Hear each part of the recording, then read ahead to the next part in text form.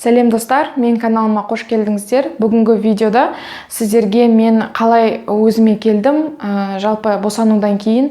Жалпы осы жаттығуда, осы видеода сіздерге мен осы екі гаджет туралы айтамын.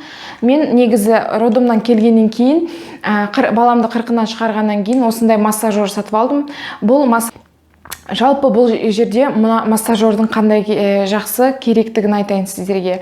Сіз баланы емізіп отырсаңыздар, сіз егер жұмыс істейтін қыз болсаңыз да, сіз үйде отырсаңыз да, қай жерде болсаңыз да, осы массажерді алып керек жеріңізге массаж жасауға болады. Ол қалай болады? Сіздерге көрсетейін. Сіздер ішіңізді ашасыз, ішті ашасыз да, осы массажермен массаж жасайсыз. Ішіңіз үлкен болса, теріңіз үлкен майы бар болса, осы массажер жақсы көмектеседі. Осылай жасайсыз. Осы массажерді дәл осындай керек деп те айтпаймын. Сізде дәл осындайдың басқасын алсаңыз да болады. Бірақ сіздер камераға көрсетейін, осындай болу керек. Массажер мындай істік бастық болу керек. Өйткені сізді теріңізді бұл массаж жасаған кезде жаңағы майларыңызды сіздер ыдыратады. Осылай жарты сағаттай жасайсыз. Күніне 2-3 рет, қанша рет керек десеңіз, сол жерге жасай беру керек болады. Егер сіздерде ішіңіздің мына жерінде майлары болса, осы майлармен жүргізуге болады. Мен қазіргі таңда да суға түсіп шыққаннан кейін үйде осы массажермен қолданамын. Мына қолдың майларын кетіруге болады. Және де мына жерде подбородок дейді, мына жерде соны кетіруге болады осылай жасап.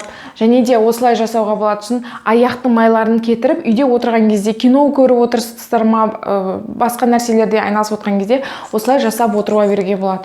Бұл массажердан басқа, егер үйлеріңізде басқа массажер болса, жасай беруге болады. Және екінші менің сіздерге көрсететін осындай гаджет, ол гаджет болғанда мынандай сіздерге осындай істіктері бар, және мына жағында бар. Осымен формама келдім. Мен бұл жүктіліктен кейін ішіндегі майларды, жалпы жүктіліктен кейін андай стриялар қалады. О стрия дегеніміз ішіңіз қатты тез өскен кезде қалатын, ішіңізде жыртылып қалатын ақнелерді кетіру үшін, немесе кетіре алмасаңыз да оны азайту үшін жалпы осыларды қолдандым. Бұл массажердің керектігі неде? Сізде жуынып атқан кезде, сіз суға түсіп атқан кезде, мынау кішкентай ыстық жағымен сіздер осылай массаж жасасаңыздар болады. Ішке жақсылай массаж жасайсыздар, мына жеріңізде массаж жасаған кезде ішіңіз қызарады. Қызарған кезде ол қан тамырлар жақсылатып, қамдандырады. Сол кезде сіздегі лимфа отток дейді, қан айналым, жалпы барлығы жақсы жұмыс істейтін болады. Сондықтан сізде күнде массаж жасай берсеңіздер, сол кезде кетеді майларыңыз. Және де жалпы кожаңыздың структурасы да, кожаңызды жақсарады сол кезде. Екінші айтарым, сол кезде мен душ, ваннадан шыққаннан кейін жақсылап мына жағымен массаж жасасаңыздар болады. Бұл ыстық жағы қараңыздар, ол қандай қанты кішкентай емес, үлкен жаңағы қарағанда. Бұны негізі суға түспесеңіз де үй жағдайында да жасай беруге болады. Ішіңізді ашасыз, сол кезде ішіңізге былай ештеңе жақпай, былай массаж жасайсыз. Жақсылап массаж жасайсыз, аяғыңызға жасайсыз, қолыңызға жасайсыз. Дәл солай кино көріп отырып, немесе басқа нәрселермен айналысып отырып жасай беруге болады. Сол кезде қызарғанды көресіз, денеңіз қызарады. Егер үйдеңізде осындай массажер жоқ болса, сіз кез келген массажерді алуға болады.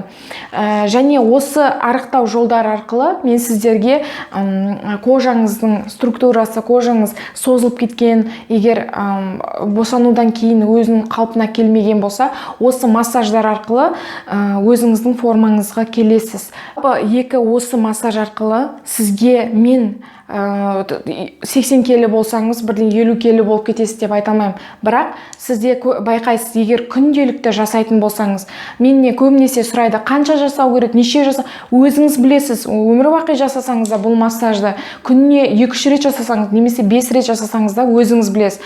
Ең бастысы бұны күнделікті жасап отыру керек, результат болу үшін. Ішіңіз қалса, ішіңізді массаж жасап, мына мен көбінесе жуынған кезде, баняға барған кезде осыны тері деген демалып тұру керек қой. Ай сайын сіз мысалы осы апта сайын Мысалы апта сайын осыны жақсы баняға барғанда жуынған кезде жақсы жуынып отырсаңыз, осындай массаж орнымен жақсылап массаж жасап отырсаңыз, біткеннен кейін жуынып, сол кезде тері өз-өзін қалпына келеді. Жаңағы созылып кеткен стриялар, жыртылып кеткен кожалар жаймендеп тарылады.